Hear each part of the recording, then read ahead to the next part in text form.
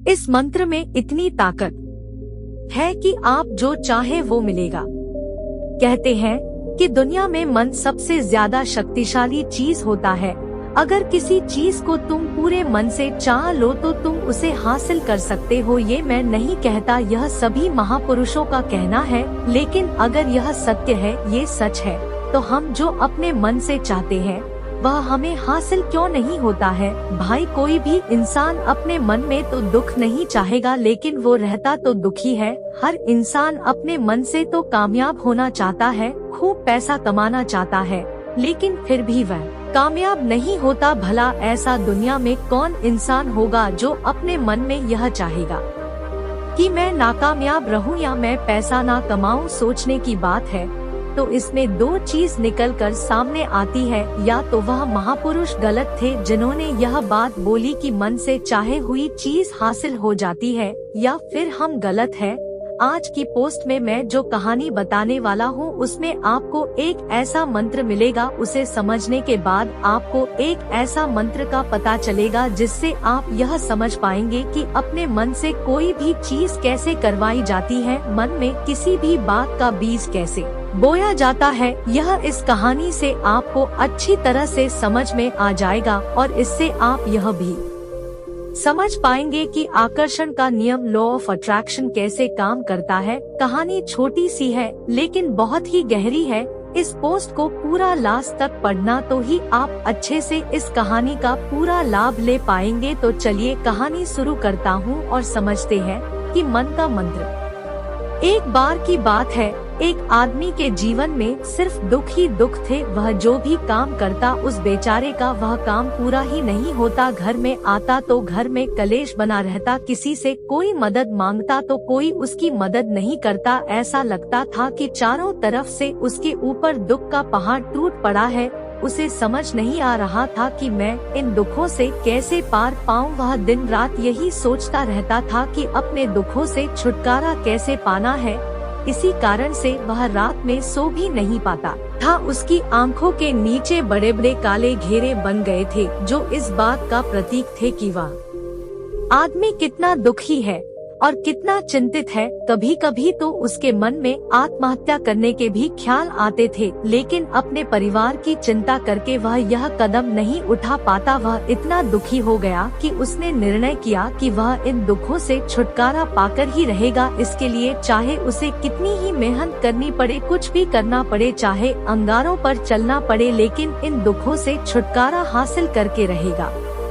ऐसे ही एक दिन उसने अपने मित्र से पूछा कि मैं अपने जीवन को कैसे सुधारे। उसके मित्र ने उसे बताया कि तुम किसी बाबा के पास जाओ। बाबाओं के पास ऐसा मंत्र होता है जिससे सारे दुख मिट जाते हैं, जीवन खुशियों से भर जाता है और धन संपदा भी हासिल होती है। तुम किसी ऐसे बाबा को ढूंढ लो, बस तुम्हारा काम बन जाएगा। उस आदमी के मन में यह बात पूरी तरह से पक्की बैठ गई कि कोई बाबा ही मेरा दुख दूर कर सकता है, और इसीलिए उसे किसी भी बाबा के बारे में पता चलता तो वह उस बाबा के पास पहुंच जाता, उस बाबा को अपनी समस्या बताता और उससे उसका समाधान पूछता और कहता कि बाबा, मैं कुछ भी करने के लिए तैयार हूँ, लेकिन मेरी इन समस्याओं से मुझे छुटकारा दिला दीजिए। आप जो कहेंगे मैं वह करूँगा, लेकिन मेरे जीवन को सुधार दीजिए। बाबा उसे कुछ टोने टोटके बताते थे करने के लिए और बदले में दान दक्षिणा ले लेते थे कि यह टोना टोटका करने के बाद तुम्हारे घर में सुख शांति बनी रहेगी। बस इस टोटके को पूरी विधि के साथ करना। वह आदमी घर लौटकर पूरी विधि के साथ टोने टोटके करने लगा, लेकिन बहुत टोने टोटके करने के बाद भी उसके जीवन में कुछ बदलाव नहीं आया। इसके विपरीत उसका जीवन और ज्यादा दुखी हो गया। जो भी बाबा उसे टोना टोटका देता था वह बदले में उससे दान दक्षिणा लेता था, जिससे उसका धन भी धीरे धीरे खत्म हो रहा था। इससे उसके जीवन में दुख और ज्यादा बढ़ गया। तब उसे लगा कि बाबाओं के पास जाने से तो मेरे जीवन में दुख कम होने की वजह बढ़ते ही जा रहे हैं, तो मुझे क्या करना चाहिए, बाबाओं के पास जाऊं या ना जाऊं। फिर एक दिन एक आदमी ने उसे बताया कि तुम अपने घर में किसी पंडित को बुलाकर हवन करवा लो, हवन होगा, घर शुद्ध हो जाएगा। कोई भी बुरी ऊर्जा होगी घर में तो वह घर से बाहर चली जाएगी। किसी पंडित को बुलाकर पूरे विधि विधान उसे मंत्र उच्चारण कराओ, हवन कराओ, जिससे घर में सुख शांति आए। उस आदमी के मन में यह बात बैठ गई और उसने एक पंडित को अपने घर पर बुलाकर हवन करवा दिया। हवन अच्छी तरह से संपन्न हुआ। बदले में पंडित ने भी अच्छी दान दक्षिणा ली और उसके बाद वह वहां से विदा हो गया। लेकिन कुछ दिनों के बाद उस आदमी को महसूस हुआ कि उसके जीवन में अभी भी कोई बदलाव नहीं आया है। अब वह आदमी पूरी तरह से दुखी हो गया और ज्यादा परेशान हो गया। अब तो उसे लगने लगा था कि मेरे जीवन में से दुख कभी खत्म ही नहीं होंगे, और यही सोच सोच कर उस आदमी का बुरा हाल हो गया था। फिर एक दिन उसे अपने मित्र से एक ऐसे बाबा के बारे में पता चला जो समाधान बताने के लिए कोई दान दक्षिणा नहीं लेता था। आज तक मुझे बंदर का कोई विचार नहीं आया, लेकिन कल से जब से आपने मुझसे कहा कि बंदर का विचार नहीं आना चाहिए, तब से मुझे हर जगह बंदर ही बंदर नजर आ रहे हैं। उस आदमी ने कहा कि बाबा, मुझे तो आपके पीछे पेड़ पर बैठा बंदर केले खाते हुए दिखाई दे रहा है। यह हो क्या रहा है बाबा? यह सुनकर बाबा हंसने लगे। हा हा हा हा बच्चा, मन का जाल एक ऐसा जाल है जिसे समझ पाना इतना आसान नहीं है। बंदर तो तुम्हारे रास्ते में पहले भी आते थे। जब तुम मेरे पास आए थे तो इन्हीं पेड़ों पर यह बंदर घूम रहे थे, लेकिन तब तुम्हारे ध्यान में यह बंदर नहीं था, तब तुम्हारे ध्यान में सिर्फ दुख थे। इसके बाद बाबा ने उसे बताया कि बच्चा, हम जिस चीज से भी दूर भागना चाहते हैं, वही चीज हमारे मन में बहुत गहरे में प्रविष्ट हो जाती है और हमारे अंतर्मन में समा जाती है।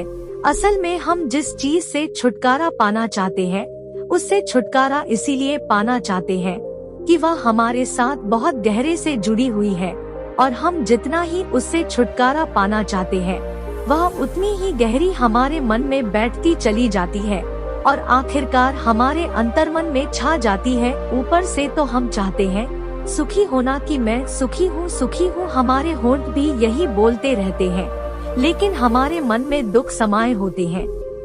हमारे विचारों में, हमारे मन में दुख ही दुख दिखाई देते हैं। इसीलिए अपनी जुबान से बार बार यह बोलने से कि मैं सुखी हूँ, हम सुखी नहीं होंगे जब तक यह मंत्र हमारे अंतर्मन में प्रविष्ट नहीं होगा। इस पर उस आदमी ने पूछा कि बाबा, लेकिन यह मंत्र हमारे अंतर्मन में प्रविष्ट कैसे होगा? यह सुनकर बाबा ने कहा कि बच्चा, अपने दुखों से लड़ना बंद कर दो। जब तक तुम अपने दुखों को दूर करने की सोचते रहोगे, तब तक वो दुख तुमसे चिपके रहेंगे, तब तक वो दुख तुम्हारे अंतर्मन पर अपना राज बनाए बैठे रहेंगे। और जिस दिन तुम उन दुखों के बारे में सोचना ही छोड़ दोगे, उन दुखों से छुटकारा ही नहीं पाना चाहोगे, उसी दिन से तुम्हारे जिंदगी से दुख गायब हो जाएंगे। क्योंकि किसी भी चीज से छुटकारा पाने के लिए हमें उस चीज के बारे में सोचना पड़ता है, और हम जितना ही उस चीज के बारे में सोचते हैं, वह उतनी ही गहरी हमारे मन में प्रविष्ट होती चली जाती है। हम अधिकतर समय दुखों के बारे में ही सोचते हैं। हम यही सोचते हैं कि हमारे जीवन में दुख है और हमें इससे छुटकारा पाना है। इसी वजह से बार बार सोचने से वो दुख हमारे अंतर्मन में प्रविष्ट हो जाते हैं और हमें एहसास भी नहीं होता। इसीलिए अगर तुम दुखों से छुटकारा पाना चाहते हो तो दुखों से छुटकारा पाने के बारे में सोचना छोड़ दो, तुम्हें दुखों से छुटकारा मिल जाएगा। अक्सर आदमी धूम्रपान छोड़ना चाहता है, शराब छोड़ना चाहता है, सुबह अपने आप से यह वादा करता है कि मैं कोई भी गलत काम नहीं करूँगा, लेकिन शाम को जब लौटता है तो नशे में चूर होकर लौटता है। ऐसा क्यों होता है? जो हम सोच रहे हैं वह पूरा कर ही नहीं पा रहे हैं। असल में हम उस चीज को बहुत ज्यादा तवज्जो दे रहे हैं, उस चीज को बहुत ज्यादा अहमियत दे रहे हैं। जब भी हम उस चीज को छोड़ने के बारे में सोचते हैं तो हम उसकी इम्पोर्टेंस यानी कि विशेषता और ज्यादा बढ़ा देते हैं। हमारा मन उस चीज के बारे में जितना ज्यादा सोचेगा, शराब या धूम्रपान छोड़ने के बारे में जितना ज्यादा सोचेगा, हमारा मन उतना ही उस चीज के पीछे ज्यादा भागेगा। हमें उस चीज से लड़ना नहीं है, बल्कि बिना सोचे गुजर जाना है। और अगर हम इस मंत्र को समझ लेते हैं तो हम अपने जीवन में जो भी पाना चाहते हैं उसे अपने अंतर्मन में डाल सकते हैं। और एक बार वो लक्ष्य हमारे अंतर्मन में बैठ जाता है तो फिर सफलता पाने में कोई समस्या नहीं आती, कोई दिक्कत नहीं आती। तो दोस्तों, कैसी लगी आपको यह कहानी?